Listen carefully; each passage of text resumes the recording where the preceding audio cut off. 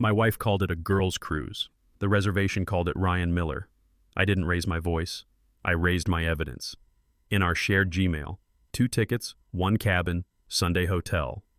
If you've ever been labeled too nice or clueless, this is for you. I'm Mark, Midwest husband, mortgage, deadlines, and I live by one rule. Kindness is not blindness. 4 red flags hit me in a week. Phone flipped, secret texts, a brand new red bikini, and somehow 0 group chat with the girls. I kept smiling. She thought I'd wave goodbye at departures and forget. By Monday, 8 o'clock a.m., while she climbed to 30,000 feet, 3 things would land first. A freeze on our cards, an email to HR, and a message to Ryan's wife with the receipt nobody wants to read. People say betrayal is messy. They're wrong. It's documented. Stay with me, because when the ship left Miami and she whispered, "We're stuck," the one question I asked made everything stop. My wife Emily burst into our kitchen like she'd just won a game show. "Girls' cruise," she said, spinning in that sundress she saves for good moods. 7 days, Miami to the Bahamas, sun and margaritas. I was at the table paying our utility bill and checking a spreadsheet I didn't care about, but her energy made me look up. Emily isn't a confetti person. She's a spreadsheet person. Anniversary dinners get booked 3 months out. Doctor visits live on a color-coded Google Calendar. So the sudden cruise felt like a firework in a library. Pretty, sure, but out of place. I smiled anyway. 30-something husbands in the Midwest learn to read the room. You pick your moments. "That's short notice," I said, careful. She kissed my cheek and said, "I deserve a little fun, right?" She did. Of course she did. But behind the smile, a small voice inside me circled a date and wrote one word: watch and wait. Here's the thing about Emily. Spontaneity isn't her love language, control is. She thrives on clean lines and tidy plans. When we remodeled the bathroom, she had a binder with tabs labeled paint, tile, fixtures, contingency. When my mom visited last spring, Emily built a schedule that included tea on the porch, 3:15 to 3:45. That's not criticism. Plenty of marriages run on people like her. But it meant surprises always had a tell. She'd research them to death, then casually drop them in conversation weeks ahead. This cruise? No research links, no calendar invite, no Pinterest board full of straw hats and sunscreen. Just a sudden announcement and a whirlwind grin. I replayed the morning twice, like a driver double-checking the mirror before changing lanes. Nothing about it matched her pattern. Still, I offered support like any decent husband would. If the person you love needs to breathe, you open a window. But I cracked the door to caution and listened hard. The first pebble in my shoe was a name: Melissa. Emily dropped it like a receipt on the counter. "Melissa found this amazing deal," she said, already pouring a glass of Pinot. "I know Melissa, well, I know of her. Accounting, 2 kids, daycare pickup at 5 on the dot. Melissa is a salad at potlucks person, a coupons and carpools person, not exactly the bottomless margaritas at sea type. That contrast scratched at me the way a tag scratches your neck. On its own, it's nothing, but you feel it all day. I asked simple questions the way husbands do when we're trying not to start a fight. Who else is going? What ship? When did you book? Emily answered like she was reading from a brochure, blur-free. The edges were too smooth. People telling the truth reach for details. People hiding something avoid them. I washed dishes, nodded at right moments, and filed Melissa in a mental folder named Check Later, for now. The second pebble was the calendar. Saturday night we were supposed to toast the Hendersons' 40th, neighbors who've watched us shovel snow for a decade. Emily loves their stories. She cries when Mrs. Henderson talks about choosing each other over and over, even on the hard days. So I said gently, "Honey, the party's Saturday." She blinked like a student who forgot there was a quiz. "Oh, right, they'll understand, won't they? This is such a rare window for me to relax." The phrase felt rehearsed, the way people repeat lines when they practice in the mirror. I nodded, because that's what husbands do when conversation sits on a ledge. But inside, gears turned. Much of life at our age is scheduling: carpools, budgets, aging parents, refinancing, AC tune-ups before July hits. When you love someone, you make room. When something else has your partner's attention, the room starts to shrink. That night, I marked the date and drew a box around it. That night, while Emily packed sunscreen and an optimism I hadn't seen in months, she said it again. They'll understand. I just need to breathe. I get that. After 30, breathing isn't automatic. Jobs demand more, bodies complain louder, and the people we love sometimes feel like an inbox we never clear. I wanted her to have space. I also wanted the truth. Those can live in the same house. I told her I'd drive her to O'Hare, that I'd water the plants, that I'd DVR her shows. I meant it. But meaning something doesn't erase a pattern. Every marriage has one. Little routines that tell the real story. Ours had drifted. Late nights, distant eyes, laughter that fell a half-second late. None of that proves anything, but together it forms a picture you can't unsee. Before bed, I set my alarm for early. Not to scroll and spiral, but to check what I could check. Trust isn't blindness. It's honest accounting.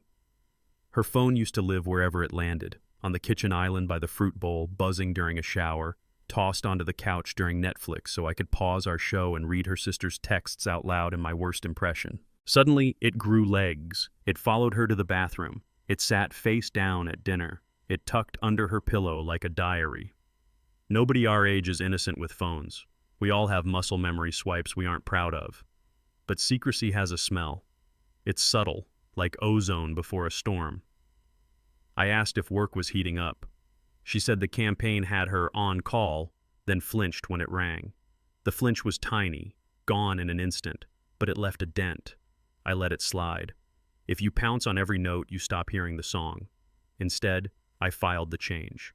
1 sign is a hiccup. 2 is a pattern. 3 starts a story. Eye contact is a marriage currency. You can fake a smile. You can't fake pupils that hold steady when nothing's wrong. Emily's gaze used to linger. On me, on the joke, on the little mess we'd clean later. That week, her eyes started performing subtle gymnastics. When the screen lit up, her focus tunneled. When I asked a normal question, her lids blinked twice, buying time. Tiny things, like a whisper you only hear because you've known the voice for years. Over meatloaf, her phone buzzed and she flipped it face down so fast the fork clinked the plate. "Work," she said, already chewing like the conversation was finished. I nodded and changed the subject to something safe, like the AC bill or the Cubs bullpen. You pick neutral ground when a storm wants an audience. But after dishes, I sat alone at the table and admitted something to myself. Whatever this was, it wasn't random static. It was signal, loud signal. By Thursday, a boutique bag rode shotgun. Emily called it a few cruise things, the way we all downplay purchases when the visa bill is a week away. She'd always been practical about clothes. 1 dependable black swimsuit, sundresses she wore on rotation like favorite songs. That night, when she thought I wasn't looking, a red bikini flashed in the mirror. Not a pool with neighbor's suit, a look good for someone suit. I pretended to study an email while my mind did math. Nobody teaches in school. People evolve, sure. They buy bold colors, they try new cuts. But they also narrate the why when they're excited.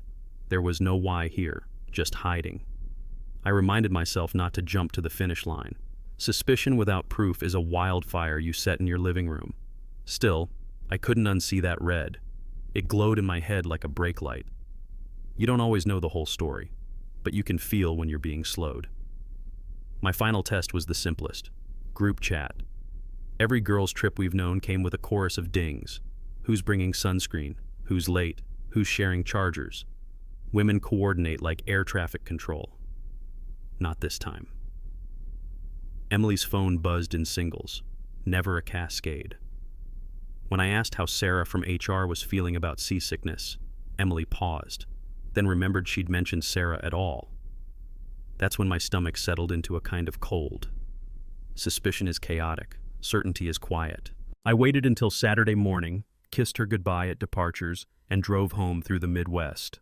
I opened our shared Gmail, typed Royal Caribbean, and watched screen fill with "One thing lies can't outrun." Receipts. 2 names, 1 cabin, 1 hotel room in Miami. Seats 12A and 12B. I wanted to be wrong. I wasn't. I closed the laptop, took a breath, and picked up a pen. If you're going to confront a story, you'd better write yours first, carefully. I pulled into the driveway, let the garage door settle, and sat with the engine ticking cool. Then I did the simplest, most adult thing I know. I opened my laptop at the kitchen table. In our house, truth has always lived in boring places. Bank statements, calendars, confirmation emails. Folks our age remember when you kept receipts in a shoebox. Gmail is just the newer shoebox. I typed Royal Caribbean into the search bar and waited, palms flat, breathing even. The screen populated like a slot machine stopping on 3 cherries, subject lines with dates, reservation numbers, attachments. It felt strangely quiet, like Sunday morning before the neighborhood wakes. I clicked the most recent one. My reflection hovered on the screen for a second, just a husband looking at letters and numbers. If you've ever had a moment where you hope to be wrong, you know the pause. Then the PDF opened, clean and clinical. I read the first line and froze. 2 passengers, 2 names, Emily Thompson and Ryan Miller. There it was, black text on white background, no drama, no excuses. Proof rarely yells. It signs its name neatly and waits. I watched my cursor drift like a slow second hand. For a beat, nothing in the room moved except the soft hum of the refrigerator. I didn't throw anything. I didn't even sigh. Anger at 30, 40, 60, pick your decade, looks different. You learn that shouting makes smoke, not light. I took a screenshot and saved it to a folder I titled Records, because calling it betrayal would be giving it poetry it didn't deserve.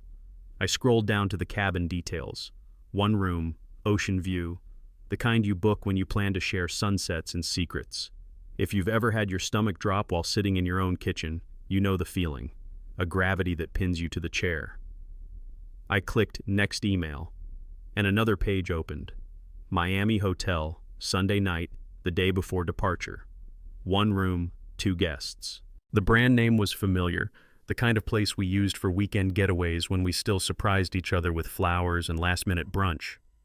I pictured the lobby I'd probably walked through on business trips, cold air, citrus water, a desk clerk in a navy blazer, and felt a quiet ache I can't describe. Shared rooms tell stories you can't file under misunderstanding. They don't come with bunk beds or pull-out sofas. They come with a king-size bed and a do not disturb sign. I saved the email, added the date to a simple timeline I'd started on a legal pad, and underlined it. People our age keep timelines, for kids' milestones, for mortgage rates, for lawn care schedules. Now I had one for the truth. I clicked the attachment out of habit and scanned the fine print, looking for a wrinkle that would make me feel foolish and relieved. There wasn't one. I kept going. The flight confirmations felt like the final knot. 2 tickets, same itinerary, seats 12A and 12B. You don't land in the same row by accident. You plan it that way because you plan everything else that way. I thought about all the trips Emily and I had taken where she'd fussed over legroom and boarding groups, how she'd pack snacks in a zip bag like a mom on a school bus. The muscle memory was hers. She'd just repurposed it. I took another screenshot, dropped it into Records, and wrote seats together on the legal pad. At our age, you learn that paper beats memory. Paper doesn't bend under pressure. It just is. I scrolled through seat maps and confirmation numbers until my eyes started to blur. Then I sat back, rubbed my temples, and whispered the truth to an empty room. This wasn't spontaneity. It was choreography. And it didn't start yesterday. I clicked View All from Sender. A much older date appeared, 6 weeks earlier. That's when the first booking email hit our shared account. 6 weeks of planning dressed up as a last-minute deal. 6 weeks of dinners where I asked about her day while she counted down to freedom. If you've ever helped a parent through a medical plan or waited out a refinance, you know what 6 weeks means? Intention. We don't hold on to plans that long unless they're real. I traced the timeline from that date forward. Hotel, flights, cruise, everything lined up like fence posts down a long yard. I remembered the small moments between, her humming while folding laundry, the kiss on my head as I toggled between spreadsheets, the way she said, "You're the best," like a script. I didn't cry. I'm not sure tears belong to moments like this. I circled the oldest date on the page and drew an arrow to today. Then I underlined a word I could finally admit out loud. Planned. The next tab I opened wasn't email. Google Photos, our family archive, our storage bin of birthdays, baseball games, and dinners that went right or wrong. It also holds things you don't post, receipts, serial numbers, random screenshots you swear you'll delete. I typed Emily's name and let the cloud do its quiet work. A new album blinked into view, unsorted and innocent, until it wasn't. Screenshots of blue-gray bubbles, cropped message windows, blurred contact photos. If you're over 30, you know that sinking recognition. We screenshot what we rehearse, what we revisit, what we can't stop looking at. My thumb hovered over the trackpad. I thought about closing the laptop and pretending I'd never started. But pretending is for kids. Adults choose. I clicked the first image. The file opened slowly, as if the machine knew it carried weight. The words weren't long or poetic or even clever. They were precise, everyday, confident. I felt my jaw set the way it does when you brace for a cold ocean wave. I read, "Mark's clueless. He trusts me completely." 10 words. That's all. I've been called worse by strangers on the highway. But those 10, written to someone she was planning to share a cabin with, landed like a brick through glass. Trust, to a man my age, isn't romance. It's plumbing. It's the reason the house holds. You don't brag about it. You just live inside it. I stared at the phrase until the screen dimmed and brightened again, like it was checking whether I was still there. I didn't argue with it. You can't argue with a screenshot. I pressed Command-Shift-3 and saved it. Then I wrote on the legal pad, "They count on my trust." That sounded right. People who take advantage often bet on your decency to keep you quiet. Maybe that's why the next feeling wasn't rage. It was clarity. I drew a box around the sentence and underlined it twice. If they were counting on me to be blind, they'd miscounted. I kept reading. Sometime after 40, you learn that being mocked by your own becomes its own weather system. It doesn't thunder. It saps the heat. Reading them joke about me while I paid the mortgage and planned our next oil change felt like stepping into a walk-in freezer. I scrolled through emojis that covered lies like sprinkles on a cake, little LOLs and hearts pasted over something hollow. I remembered the vows we said in a church with bad air conditioning, both of us laughing when the ring stuck for a second because the summer heat swelled my fingers. I remembered promising to choose her even when it was inconvenient. I realized she had chosen someone else when it was easy. That's not the same kind of promise. I closed my eyes, listened to the old dishwasher grind toward the rinse, and let the cold pass through. Then I opened my eyes and made a small adult decision. I would keep reading, carefully, and I would keep everything. 3 months of messages is a season of a life. Lunches that ran long because of the client, late nights that suddenly made sense, inside jokes that grew muscles. I saw the shape of their days the way you see a neighborhood from a plane, patterns more obvious from above. Mondays, traffic and printer issues. Wednesdays, staying late. Fridays, little countdowns to something that didn't involve me. It wasn't cinematic, it was administrative. If you've ever sorted a box of old bills, you know the feeling. No single envelope matters, but together they map a road you walked without noticing. I saw my own name pop up as shorthand for gullible, a punchline built on the assumption that I'd never check. The last week grew bolder. Hotels, seat pics, a photo of the ship. I kept my breathing slow and even, like a man tearing old decking boards without splinters. When I reached the final day, see you Sunday, 4 p.m. hotel, the story stopped being cloudy. It was clear. There's a moment when suspicion dies and something sturdier takes its place. Not relief, not fury, just certainty. That moment arrived at my kitchen table with 3 piles, bookings, screenshots, and a timeline even a stranger could follow.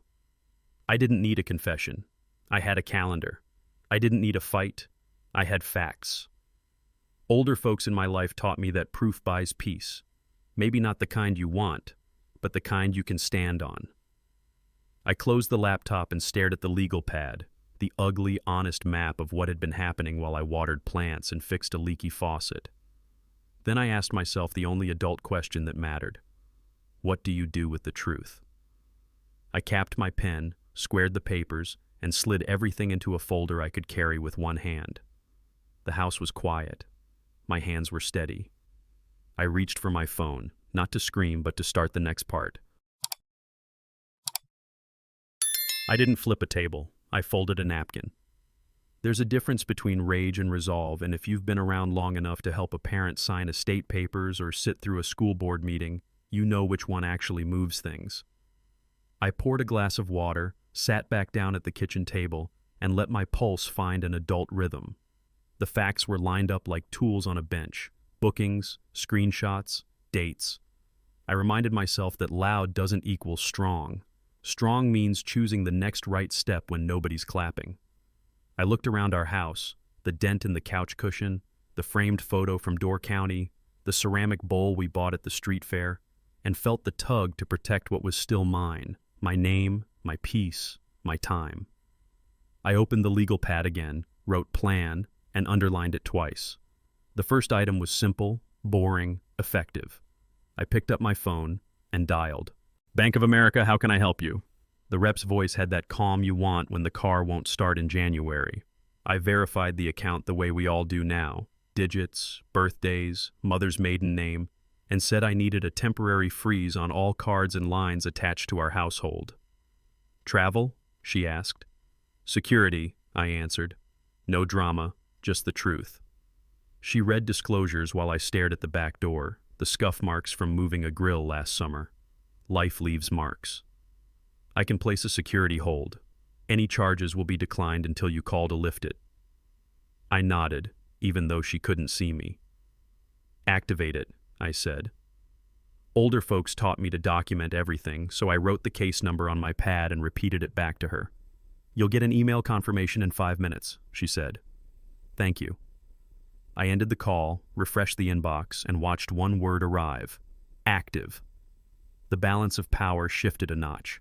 Next came the paper trail. 6 months of statements might sound like overkill, but anyone who's ever disputed a medical bill or traced a tax error knows you don't guess, you gather.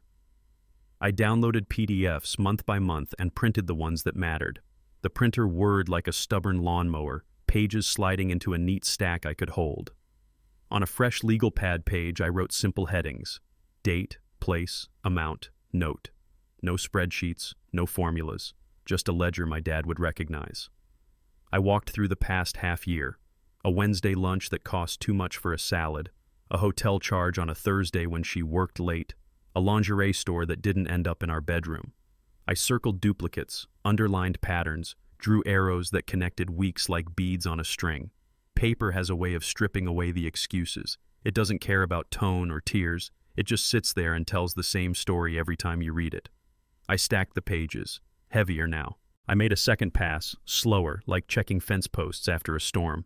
Every lunch got a note: who, why, where. Not because I planned to humiliate anyone, but because clarity matters when the room gets loud.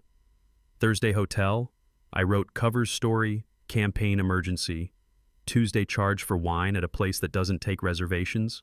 I wrote after hours. I added gas stations and ride shares near the office at odd times. Breadcrumbs people drop when they think no one's keeping a map. If you've ever kept mileage for work, you know the rhythm: date, destination, reason. This was no different, just heavier. By the time I finished, the page looked like an old road atlas, lines crisscrossing between home, office, airport. Patterns make their own music.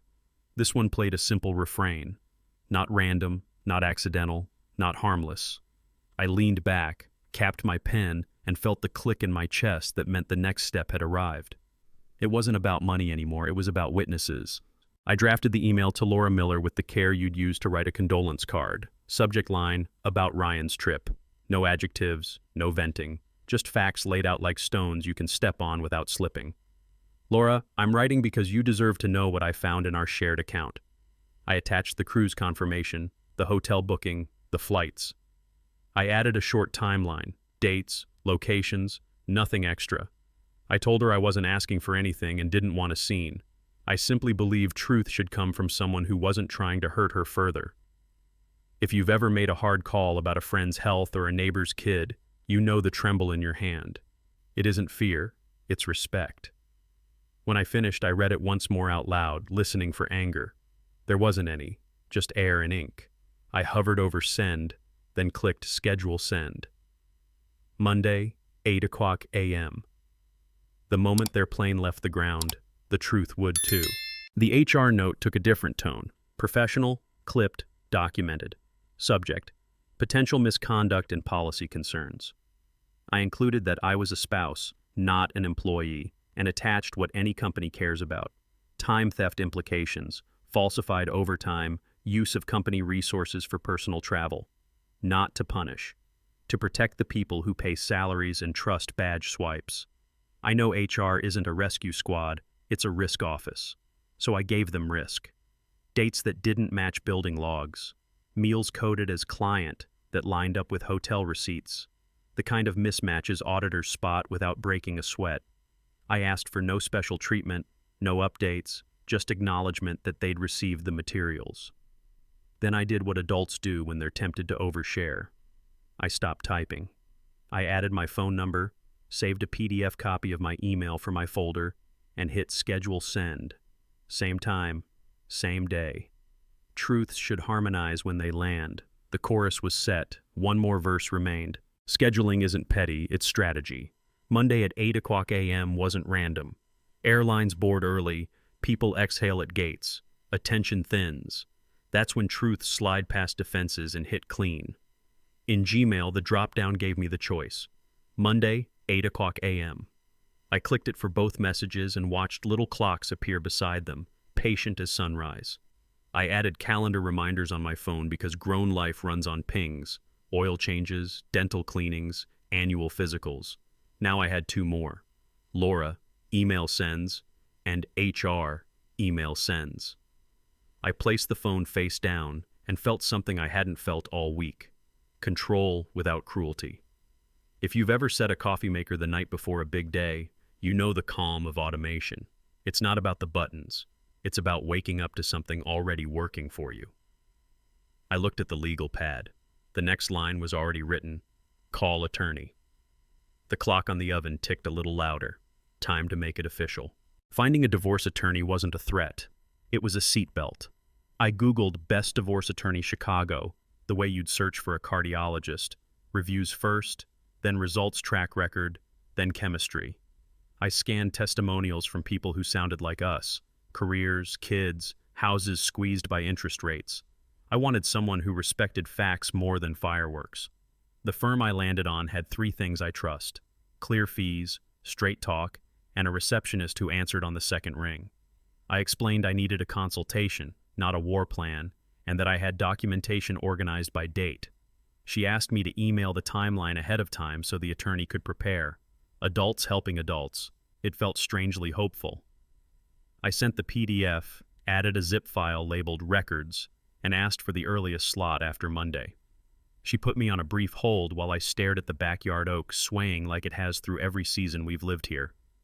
"We can do Tuesday morning," she said. Tuesday, 9:30 a.m. Downtown. She sent a calendar invite while we were still on the phone. I watched it land on my screen the way you watch a tow truck hook your car after a breakdown, not happy, but grateful for motion. I printed the invite and slipped it into my folder with the other papers because I wanted something I could hand to a human across a desk. If you've ever guided a loved one through physical therapy or paperwork at the DMV, you know that simple steps win the day. Appointment, folder, pen. I checked parking options near the office, set a reminder to leave early, and planned to bring a notebook that wasn't already crowded with pain. When we hung up, I felt the floor steady beneath me. Not because I'd won, but because I had a plan that didn't depend on anyone else behaving well. I wrote one more line on my pad: be kind, be clear. Then I underlined clear. That night, Emily stepped out of the shower smelling like the old days: coconut shampoo, warm skin, a smile that used to feel like home. She slid into bed and curled into my shoulder the way she did when we were building this life, instead of loosening the nails one by one. "I love you," she whispered. And there was a time those three words fixed leaky roofs and thin bank accounts. I said, "I love you too," because I still love the woman I married, the one who planned tea times for my mother and labeled paint cans like they were heirlooms. But love without truth is a house without plumbing. It looks fine from the curb until you turn on the tap. She fell asleep quickly, the way people do when they believe their stories will hold. I lay awake, counting the breaths that used to calm me. Tomorrow I'd drive her to the airport. Tomorrow the emails would fly. Tonight, I chose sleep and steal. We pulled out before sunrise, that quiet hour when the streetlights still hum and the coffee in a travel mug tastes like resolve.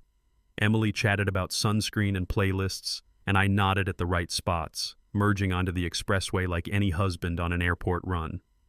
We passed the billboard with the smiling dentist, the gas station with the burned-out O, the exit where we used to split fries after weekend errands. She scrolled through her phone and smiled the way people smile at private jokes. I kept my hands at 10 and 2 and listened to the steady rhythm of turn signals and tires. If you've ever taken a loved one to a hospital before a procedure, you know the strange tenderness of logistics. Drop-off times, parking, which door to use. This felt like that. Not a fight. A protocol. We took the ramp to departures, wheeled the suitcase to the curb, and stood in the exhaust-scented wind. I smiled for her sake. Inside, I locked mine. At the curb, we practiced the ritual every couple knows. Hug long enough to be polite, kiss quick enough to keep traffic moving. Her perfume rode the air like a memory. She straightened my collar, a habit from years when we still fussed over each other before dinners out. "Don't worry about me," she said, bright and light. "I'll text when we land." Then the line I'd heard rehearsed all week. "No need to check in too much. It's a girl's trip. Just rest." I said, "Take lots of pictures," because I wanted the camera roll to tell the story the mouth wouldn't. She smiled wide, the kind of smile that sells vacation packages, and rolled the suitcase toward TSA, sundress fluttering in the artificial breeze. We've said real goodbyes in that spot before. To parents after holidays, to friends moving away. Those had weight. This felt hollow, like a prop door on a stage. She didn't look back. That was the last honest thing she did that morning. Airport runs end with the ticket stub from the parking garage and a text you read before you shift into drive. Mine buzzed as the gate arm lifted. "Boarding now. Melissa's excited." Exclamation point, confetti tone. I held the phone like it was hot. People our age know how smartphones turn into billboards. Tiny screens, big truths. I read it twice, the way you read a prescription label to make sure you won't take the wrong pill. Then I took a screenshot and saved it to the records folder, because evidence that sings off key is still evidence. I pictured the boarding lane, the roller bags, the reflexive, "have a great flight." I pictured the second passenger, Ryan, not Melissa, and felt a strange calm settle in. Confirmation doesn't always crash like thunder. Sometimes it lands like snow, layer by quiet layer, until your yard is a new landscape. I put the car in drive, pulled onto the service road, and said out loud to no one, "Okay." By the time I hit the interstate, the sun had cleared the skyline. I thought about Melissa, accounting, daycare pickup, coupons clipped in careful rows. Melissa doesn't board last-minute cruises. She boards minivans at 5:02 p.m. Ryan boards cruises. Screens don't lie when names are spelled correctly. I let the wheel vibrate under my hands and considered the power of small mismatches. The wrong name, the wrong tone, the wrong pause before an answer. If you've ever spotted a bad email pretending to be your bank, you know the feeling. Fonts a hair off, grammar a shade wrong. You don't need to be an expert. You just need to be awake. I didn't reply to the text. I didn't correct it. I let it sit, a bright flag on a quiet field. Then I drove home through the same stoplights we always hit, and each green felt like permission. The script had its first crack, and it was time-stamped. The next beat would be mine to set. At 7:59, I opened Gmail and watched the little clock icon next to 2 drafts. "Schedule send," it had said. Monday, 8:00 a.m. I chose the time because airplanes make people honest by accident. No calls, no scrambling, just whatever lands in the inbox while you're buckled in. The oven clock clicked to Bureau.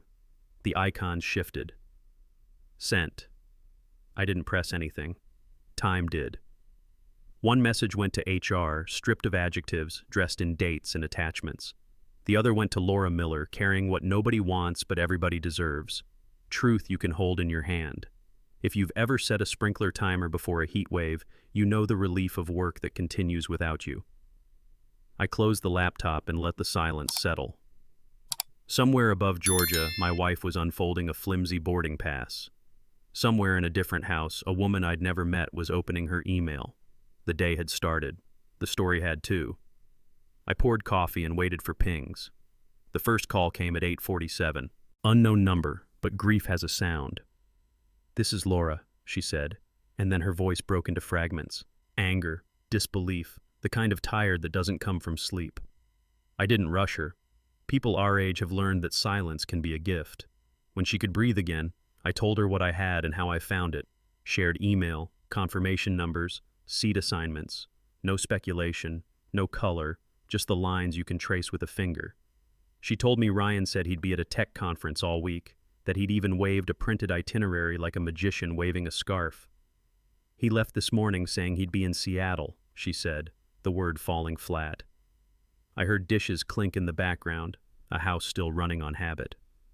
"I'm sorry," I said, and meant it. "You deserve to hear it from someone who wasn't lying to you." Her breathing steadied.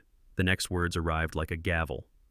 "Conference?" she repeated, as if testing a word for cracks. "HR says he took vacation days." There it was, the simple mismatch that undoes the trick. Conferences come with policies and per diems. Vacations come with choices. She'd called his office after my email, and someone confirmed the status in that careful tone companies use when they see smoke. The fake itinerary, she realized, was theater. The flight was real. The destination was not. If you've ever audited your own budget and found a subscription you never signed up for, you know the sting. Small lies that auto-renew until you cancel them on purpose. Laura asked me to resend the attachments so she could forward them to her attorney. I did, and added the timeline in case she needed a clean page to show a judge who never met us. "Thank you," she said, voice tighter now, not from pain but from focus. The word that had been wobbling found its feet. Conference disappeared. Evidence stayed. Resolve has a sound. Keys hitting a counter, the scrape of a chair, a drawer sliding open. "I'm calling a locksmith," Laura said.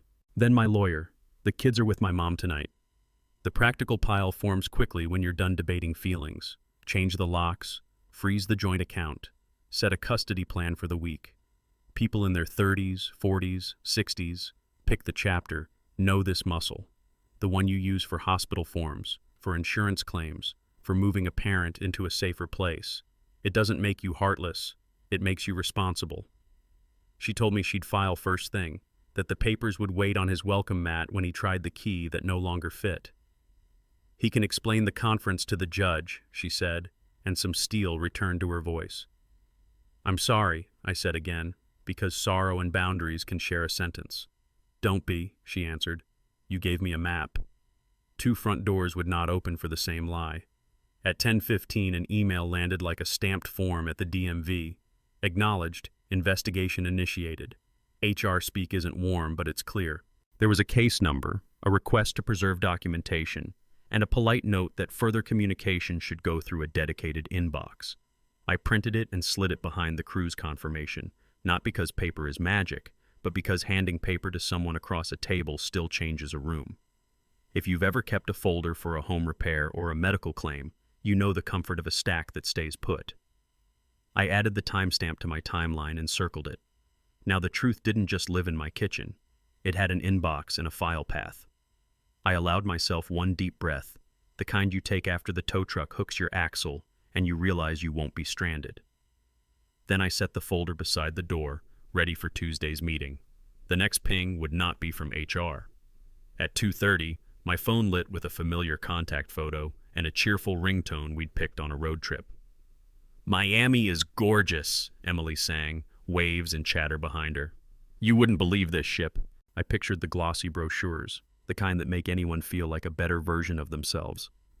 "How's Melissa?" I asked, keeping my voice level, like checking the grill temperature without lifting the lid. "She's..." A half-second pause. "She's great." The word landed with a dull thud. I told her to have fun, to take pictures, to try the key lime pie if they had it. If you've ever watched a child on a stage recital and clapped while they missed every step, you know the act. support without surrender. Love you, she said, the way people speak into wind when they think the sound alone proves something. Love you too, I answered, and hung up gently. The ship would sail on schedule, but the tide, quietly and completely, had already turned. Day 4. My phone rang before sunrise, the kind of hour when even the dog twitches and settles back down. The caller ID said Emily. Ocean noise rushed the line, wind, distant music, a PA announcement bleeding through. Her voice came small and sharp, like it had been filed down overnight. Mark, something's wrong. Please pick up. I did. People our age know the difference between drama and trouble. This was trouble. She talked fast, too fast, words tripping over one another like passengers late to boarding. I could hear the edge of fear you can't manufacture. Are you okay? I asked, keeping my tone level the way you do when a kid calls from a sleepover with a fever. No, The sentence broke in the middle and she swallowed like it hurt. It's our card, she said. It keeps getting declined. The ship horn sounded behind her, long and low. We're stuck, she said, we, not I. I let the single syllable hang between us like a lit match. She rushed ahead. We tried to book an excursion yesterday, snorkeling, and it declined. Then at dinner, then the gift shop. I called the bank and they said there's a security freeze. Mark, what's going on? If you've ever had a tire blow on the highway, you know the mix of panic and anger in the voice of whoever's holding the wheel. I pictured the two of them at the counter, each pushing a card, each forcing a laugh, until laughing didn't work. A freeze? I repeated, letting the word travel slowly. That's strange. I tapped my laptop keys lightly, enough to make the sound carry into the call. Adults learn theater when compassion requires it. Let me check. Silence stretched a beat. It shows a security hold for suspicious activity, I said. Could be fraud. These things happen. I paused, then tilted the question I'd been saving. Do you have enough cash to get by until I fix it? She exhaled. We do. Some. There it was again. We. I kept my voice soft. We? I asked, as if I'd misheard. If you and Melissa? It's a small trick parents use when a teenager says we, fishing for the friends involved. Naming a name invites a clean answer, or a stumble. The line went airy. For a heartbeat, all I heard was wind and the thud of my own pulse. Yes, she said too quickly, like a student guessing on a test. Melissa's card is acting up too. I let the keyboard clack gently again, the way you do when you don't want to spook a skittish horse. Funny coincidence, I said. 2 cards? I gave her a ramp off the highway. Listen, enjoy the sun. I'll call the bank as soon as they open Central Time. We both knew they were already open. If you've ever negotiated a bill on the phone, you know how tone can carry a room. Mine stayed warm, hers frayed at the edges. Thank you, she whispered. I knew you'd handle it. I let the word handle settle. I could have left it there and bought us both a few hours. Instead, I turned the wheel. One more thing, I said, like I'd just remembered to grab milk. What's Ryan Miller doing on your girls' cruise? In a marriage, there are moments you feel the temperature change through a phone. The wind on her end seemed to stop, or maybe she stopped breathing. I pictured the two of them on that balcony, the rail cutting the horizon, a plastic cup sweating in the heat. Mark, she said, stretching my name into a plea. People start with names when they're stalling for a story. I didn't fill the silence. I didn't rescue her. Adults know that if you talk over a pause, you inherit the lie. I'm listening, I said instead. Somewhere a seagull called. Somewhere a band tuned a guitar for the afternoon set. On our line, nothing. The quiet told the truth nobody wanted to say. And then the dam cracked. She began to cry, not pretty tears, not the kind that get you out of a speeding ticket. These were the raw sobs of someone whose scaffolding had collapsed. Please, she said, and the word carried every version of please I'd ever heard from her. Please stay, please be patient, please don't make me say it out loud. If you've ever stood in a doctor's office and watched a nurse's face before the results, you know how silence can bruise. Is Ryan on the ship with you? I asked. Just that. Clean as a yes or no question on a form. Yes, she breathed finally, so faint I almost missed it. The admission echoed inside the cheap Bluetooth speaker of the moment. She rushed to stack pillows under it. He needed to get away. Things with Laura have been bad. I didn't want to worry you. The words came tangled. I let them lie where they fell. You can't build on tangled. You cut to clear. I asked the only next question that mattered. Are you and Ryan just friends? I said, testing the shape of the excuse she was offering. We are, she fired back. Too fast, too polished. We've been supporting each other. It's been hard at work, and you've been so busy, and we... Older adults recognize this cadence the way we recognize a robocall about an extended warranty. Rushed, vague, full of goodwill that never lands. Supporting each other, I repeated, as if I were taking notes for a meeting. In a shared cabin? The wind found its way back to the microphone, a soft hiss. It's not like that, she said. I pictured the red bikini in our bedroom mirror, the empty girls' trip group thread that never existed, the seat assignments lined up like confession. Then what's it like? I asked. Not sarcastic, curious the way a judge is curious. If you've ever had to sort the truth from a messy story, kids, employees, your own past, you know the power of a question left standing. It didn't stand long. I stopped handing her versions of my question. Emily, I said, steady, are you sleeping with Ryan? There are sentences you never imagine saying to the person who knows where you keep the good scissors. This was one. She didn't answer. I could hear her breathing, a metronome gone awkward. The ocean roared for her when she couldn't speak. I didn't repeat myself.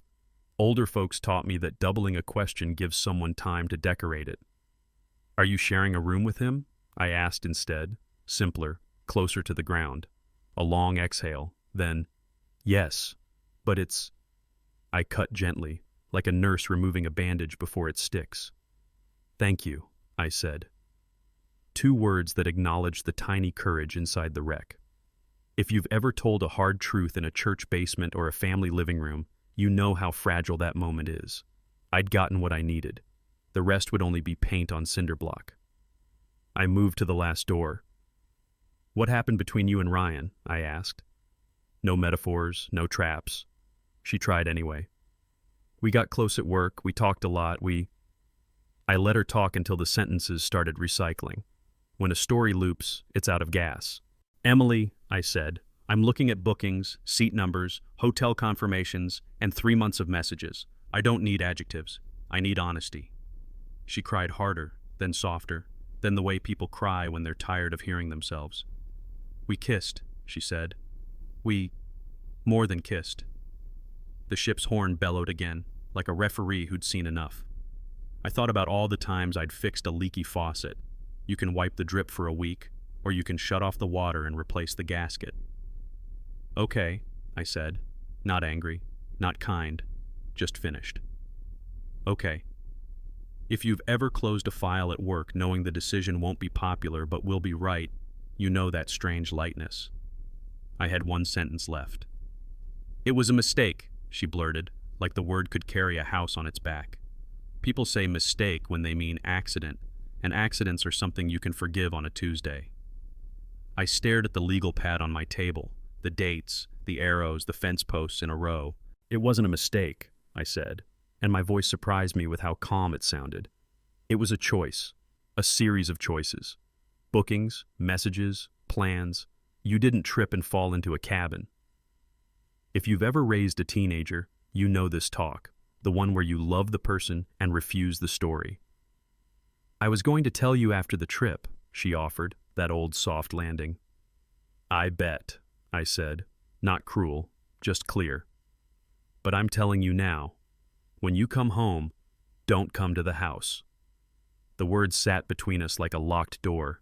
She inhaled, sharp. Mark, please. The ocean filled the rest. I had 1 more boundary to draw. I'll lift the freeze when you're back on land, I said. You'll be fine until then. It sounded transactional because it was. Boundaries are not poetry, they're plumbing, and I'd fix the leak. We can work through this, she tried, sprinting toward a finish line that no longer existed. No, I said gently. We can't. I ended the call. The phone lit up immediately. Once, twice, 6 more times, like a slot machine paying out despair. I turned it face down and let the kitchen find its ordinary sounds. The fridge motor, the clock, the small hum of a house that still belonged to me. If you've ever ignored a ringing phone during dinner because the people at your table mattered more, you know the discipline. I wasn't punishing, I was protecting. I opened my folder, checked the Tuesday appointment, and slid the records tab into place. Outside, a neighbor started a mower. Inside, I poured a glass of water.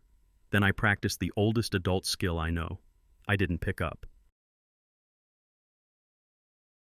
The voicemails stacked up like weather fronts. First came denial. "Mark, you misunderstood. Nothing inappropriate is happening." The voice was bright, rushed, like she could outrun facts if she talked fast enough. Then anger. "You're being paranoid and cruel. Who freezes cards on a vacation?" Next came bargaining, the soft-voiced kind we use when we want the past back.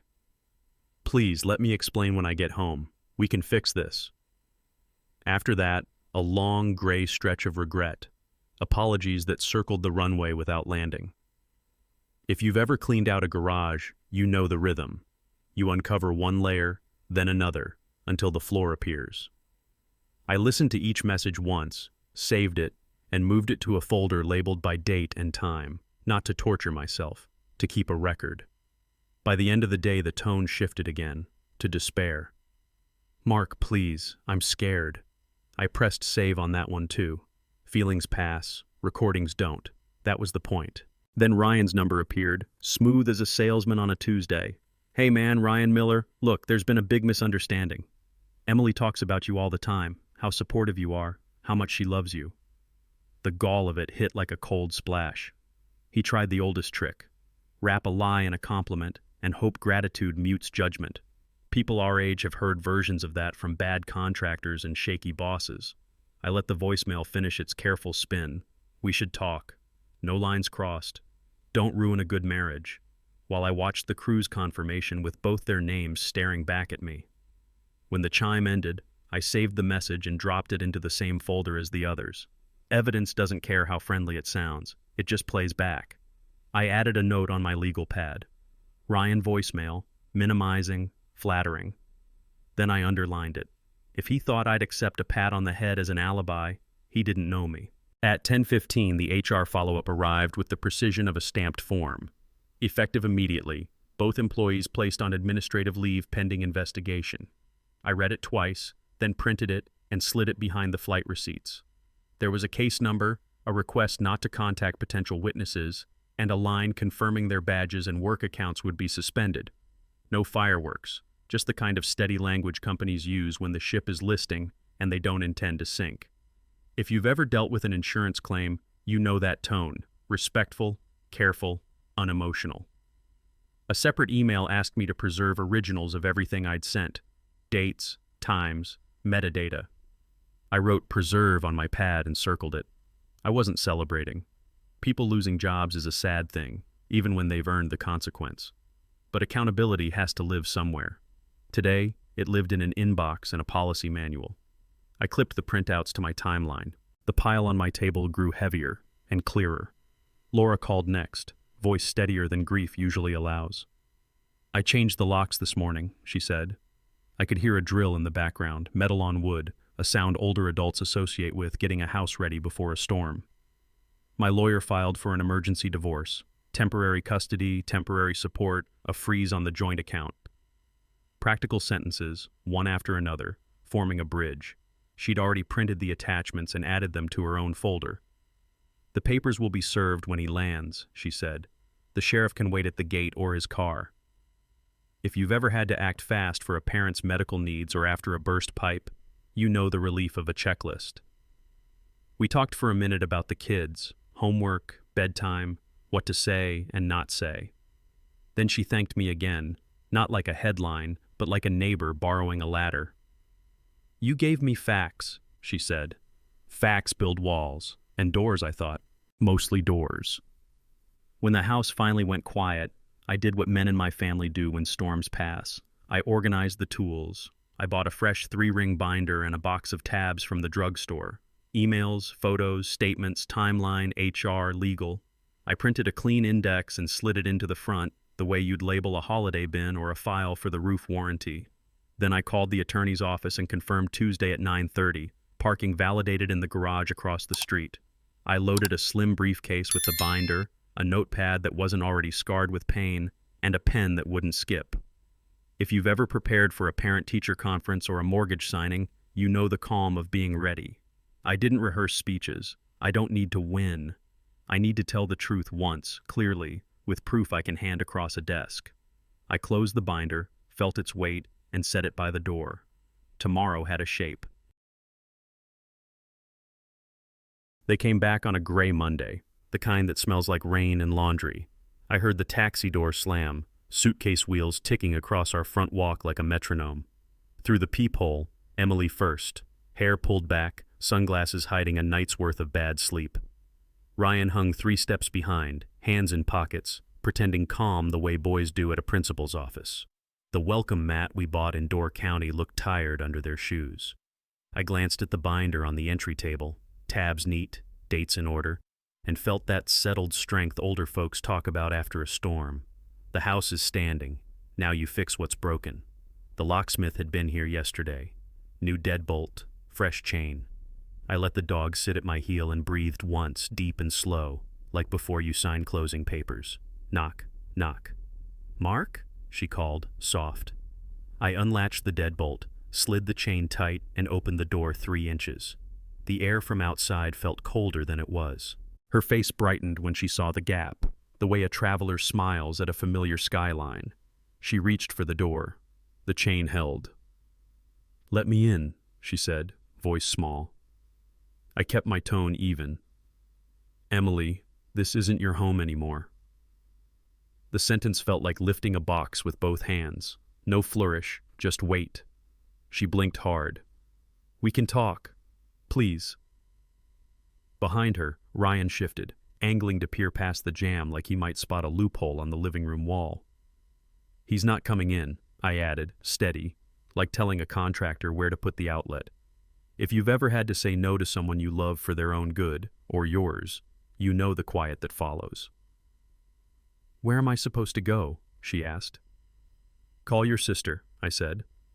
"Or a hotel. Not here." I gave her a path anyway. "You have 5 minutes to grab personal items you can carry. That's it. Lawyers handle the rest." She stared. The chain didn't move. Ryan found his voice first. "Look, man, let's be rational." I almost laughed. "How's HR, Ryan?" I asked. "Enjoy administrative leave?" The blood drained from his face like a bad tide. "What?" Emily looked between us. "HR?" "And Laura," I said, meeting his eyes. "She changed the locks. Filed this morning. Papers will be waiting." The taxi honked once, impatient. Emily's sunglasses couldn't hide the cracks anymore. "You told me she'd calm down," she whispered to him. He didn't answer. Consequences have a way of making rooms honest. I slid a small box through the opening, her passport, a phone charger, a few essentials, then pointed to the suitcase on the step. Anything else goes through counsel. If you've ever had to draw a hard boundary with a grown child or manage a crisis for aging parents, you know the mix. Kindness in one hand, clarity in the other. Emily's tears came. Ryan stared at the porch like it owed him something. I closed the door. The chain clicked. So did I. By month's end, the dominoes finished falling. HR sent termination letters, no severance, no references. Accounting forwarded their findings to the DA. Falsified overtime, expense fraud. Emily pled to probation and restitution. The office badge stopped working. Ryan's mess ran darker. IT logs, deleted footage, remote access he wasn't authorized to use. A detective called to confirm my timeline. I handed over the binder like a homeowner handing keys to an inspector. Laura kept the house. The kids kept their bedrooms. Ryan kept a court date. Emily moved in with her sister and texted me once about mail. I forwarded it to counsel. People think closure arrives with balloons. It doesn't. It arrives as quiet mornings, coffee that tastes like itself, a front door that opens only for welcome. I'm not triumphant. I'm steady. I watered the lawn, paid the bills, and called my mother back. Kindness is still my rule. I just updated one line. Being kind isn't being blind. I'm looking you in the eye because men like me get mislabeled. Too nice. Too trusting. They were half right. I am kind. But kindness without boundaries is self-betrayal. When receipts told the story, I didn't scream. I documented. I acted. I kept the chain on the door and my dignity in my hands. Proof buys peace. Silence buys nothing. Today the house is quiet. The coffee tastes like itself, and I sleep through the night. That's not cruelty. That's clarity. If this hit close to home, you've sat at a kitchen table with a binder and a broken heart. Hear me. You are allowed to choose truth over theatrics, consequences over chaos, a future over a fantasy. I chose the line that saved me. Kind, not blind. Now it's your turn. If it was you, would you forgive or finish? Drop one word in comments, forgive or finish, and tell me why. Need a roadmap to rebuild? Follow. We'll walk it.